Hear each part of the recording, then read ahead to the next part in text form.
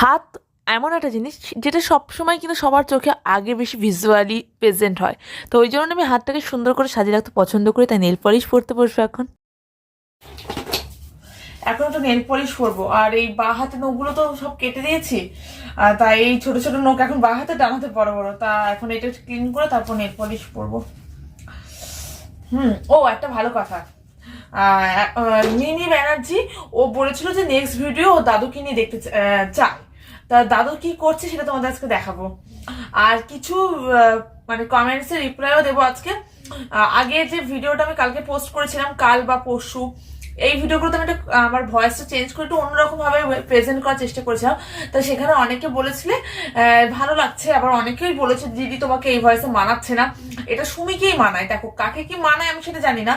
এবার সুমির ওখানকার ওর লোকাল অ্যাকসেন্ট হয়তো এরকম আঞ্চলিকতা আছে, তাই ও ওটা বলেছে। এবার আমি যেখানে থাকি ঠাকুরনগর, আমাদেরও লোকাল অ্যাকসেন্ট কিন্তু বাঙাল ভাষা। তোমরা যারা ঠাকুরনগর সম্পর্কে জানো, যে বনগা লোকাল ঠাকুরনগর, সেখানে কিন্তু অধিকাংশ লোক এই বাঙাল আঞ্চলিকতা ভাষায় কথা বলে। এবার এটা আমি সুমিকে কপি করার জন্য নয়, আমি যদি আমার ভিডিওর বাইরে কথা বলি তো আমার বন্ধু বান্ধব সবাই জানে আমি এই ভাষাতেই কথা বলি। যেহেতু তোমরা আমার কাছে ভীষণ ফর্মাল, তাই তোমাদের সামনে ফর্মালিটি মেনটেন করে আমি খুব ফর্মাল ভাষায় কথা বলার চেষ্টা করি।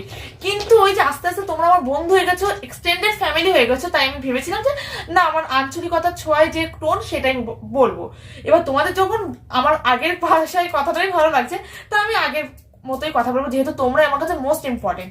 আবার অনেকে বলছে যে রিঙ্কি পান্ডের মতো কথা বলার চেষ্টা করছো, কিন্তু হচ্ছে না। দেখো আমি পুরোপুরি যে আঞ্চলিকতার ছোঁয়ায় কথা বলতে পারি তাও না, আমি কিছু কিছু টোন হয়তো আঞ্চলিকতা বলি।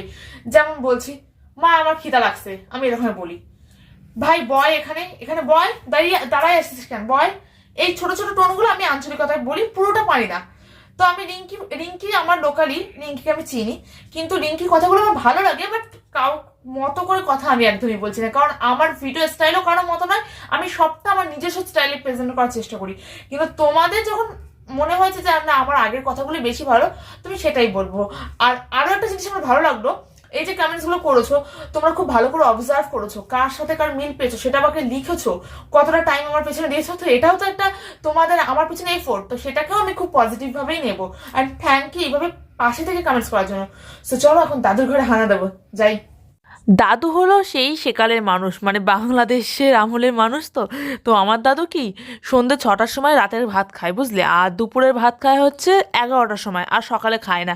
তো ওই জন্য আমার মাকে একদম ঘড়ি দেখে টাইম দেখে দেখে দাদুর জন্য রান্না করতে হয়।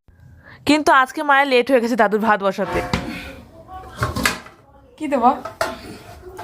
নুন ভাত কি আছে তুমি জানো না? নুন ভাত দেয় কাউকে? বলছে কি আছে ভাতে? পুঁই শাকের চচ্চড়ি করেছিলাম সর্ষে বাটা কাঁচা লঙ্কা দিয়ে, তাই পুঁই শাকের চচ্চড়ি নিরামিষ করে। পুঁই শাকটা নিরামিষ না, পুঁই শাকটা আমাসের মধ্যেই পড়ে, আমিষের মধ্যে। হ্যাঁ, আর কই মাছ করেছিলাম, তেল কই।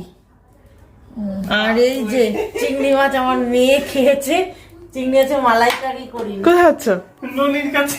ও হয়ে গেছে হয়তো। হ্যাঁ, দাদুকে খেতে দিতে যাচ্ছি, আসো।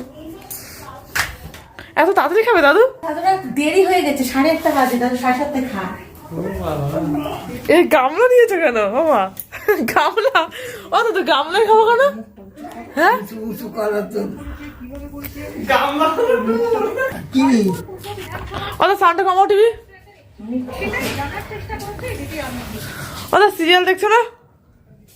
দেখো, তোমার জন্য কি দেখার উপায় আছে? কেন? হ্যাঁ বন্ধ কর, বন্ধ কর। ওটা কটা বাজে এখন? 9টা বাজবে গেল।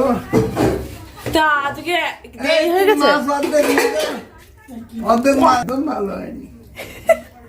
পয়সা ভালো হয়নি কেন? তো কেন জানি, একদম শুকনো কুমড়ো কোনো ভালো হয়নি।